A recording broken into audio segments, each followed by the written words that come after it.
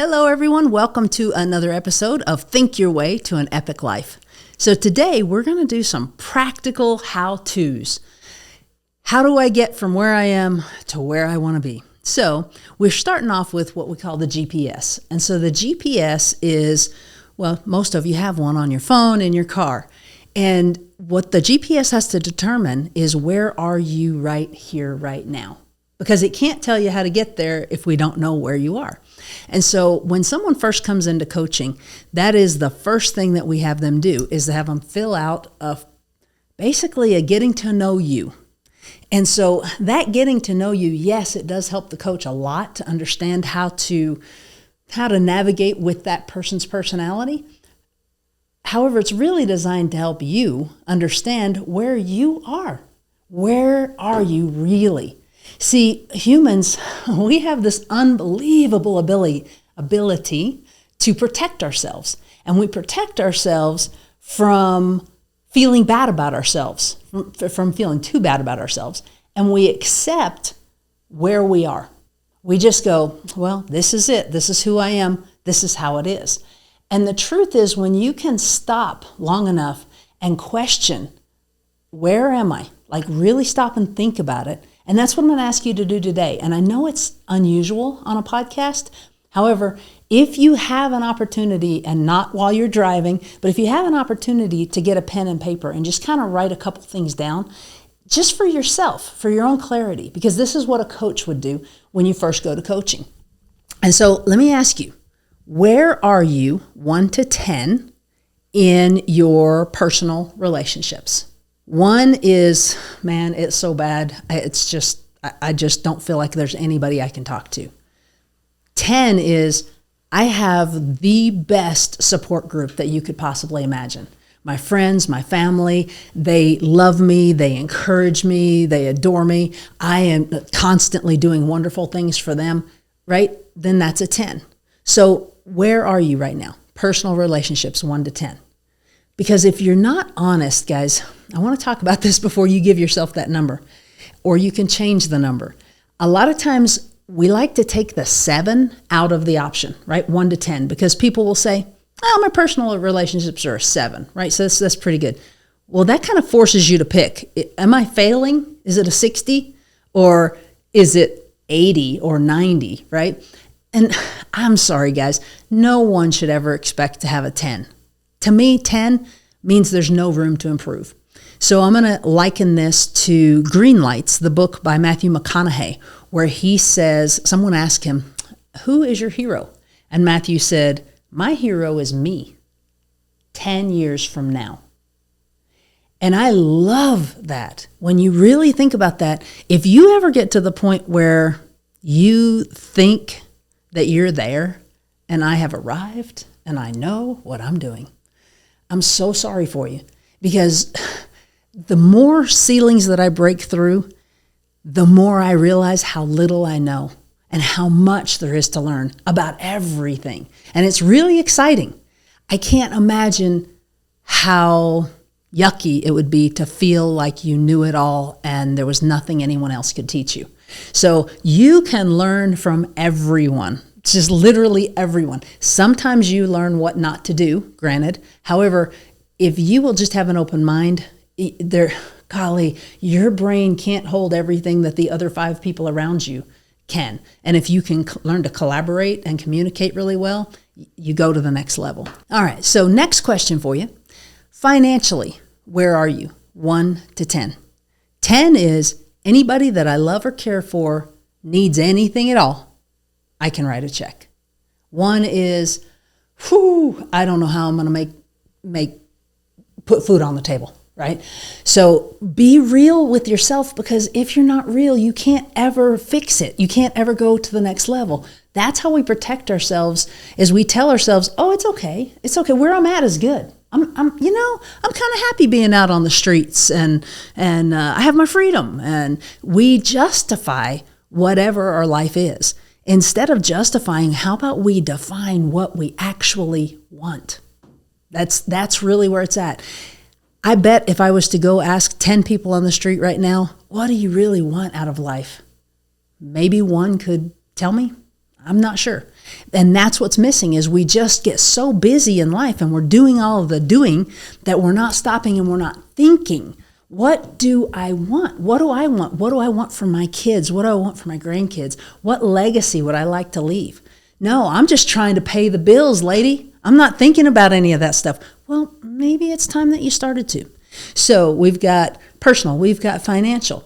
The next area, spiritual. Where are you spiritually? Are you spending time with whoever is important to you in that arena?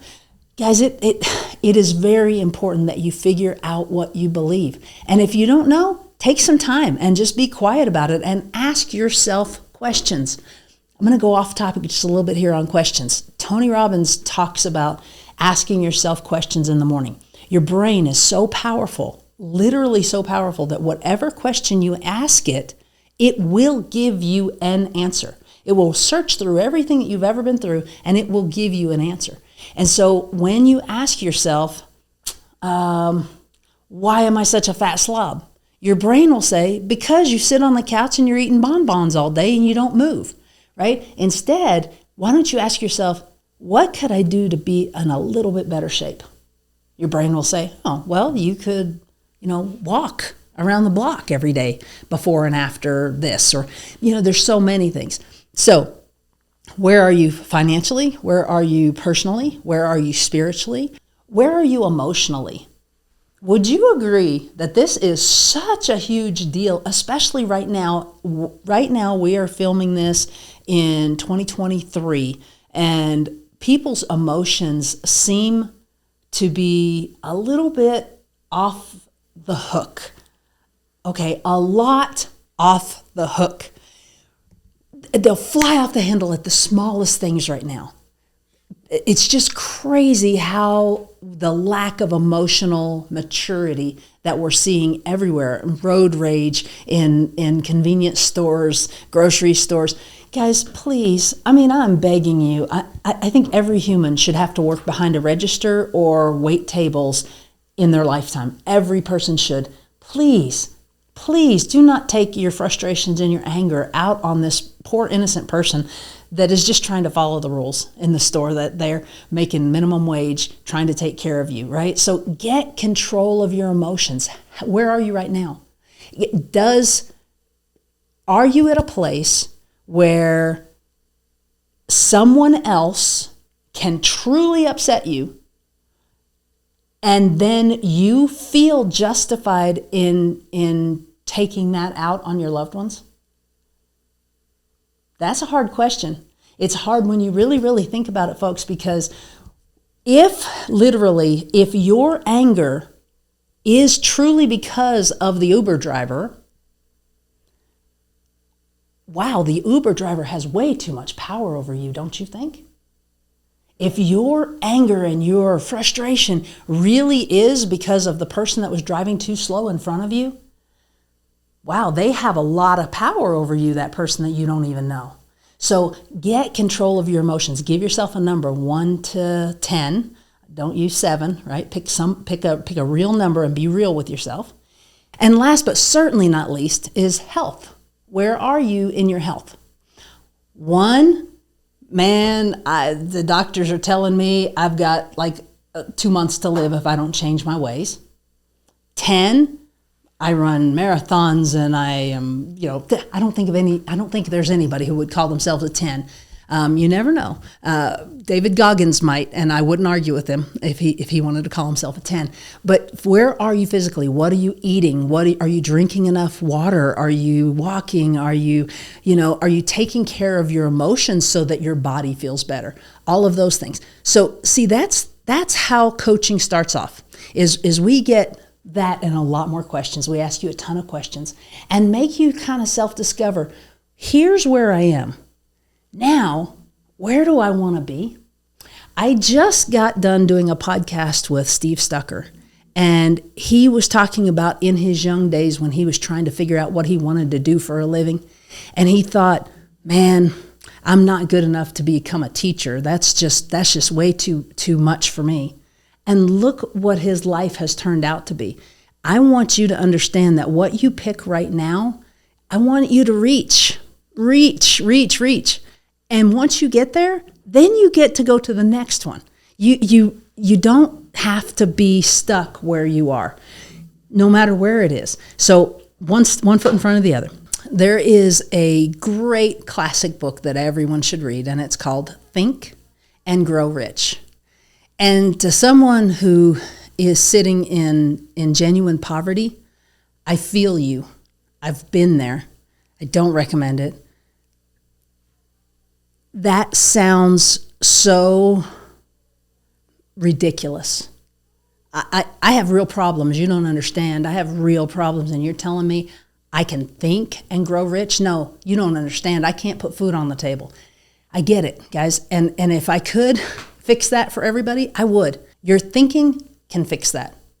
Absolutely, 100%. It has been proven time and time and time again. I did a podcast on happiness not that long ago on a book that was written called The Happiness Advantage. And so much of success is being happy. When you're happy, then you will be successful. Okay, how am I supposed to be happy in this situation? Let me tell you, there were times, guys, that I was living in nasty hotels just to survive, just to get by. And in those hotels, I would go and I would buy the cheap Walmart mirrors and lots of lights and do everything I could to make my environment as happy as possible. I would listen to music that makes me happy. I would listen to Tony Robbins CDs over and over and over and over again till I pretty much had it memorized.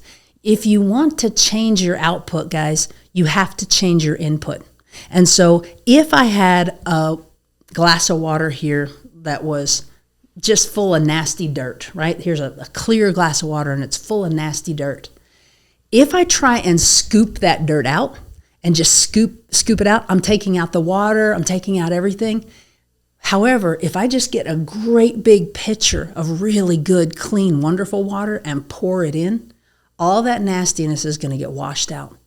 And so that is my recommendation for you to get you from where you are right here, right now, today, to where you want to be. It starts with changing what you allow. Your mental diet is everything.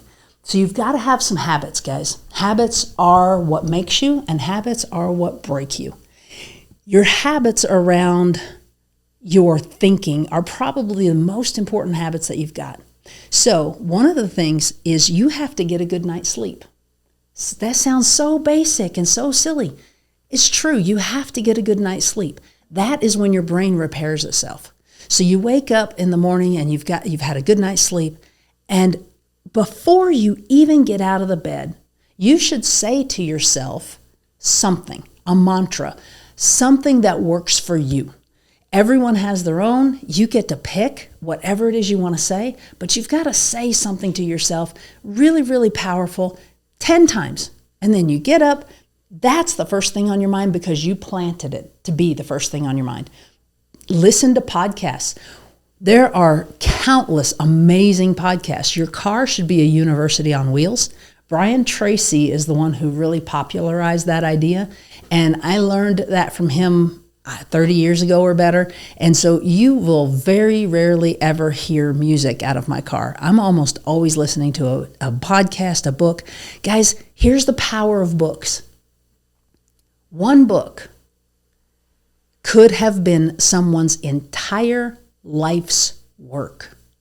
Someone who spent 30 years figuring out blank, whatever it is.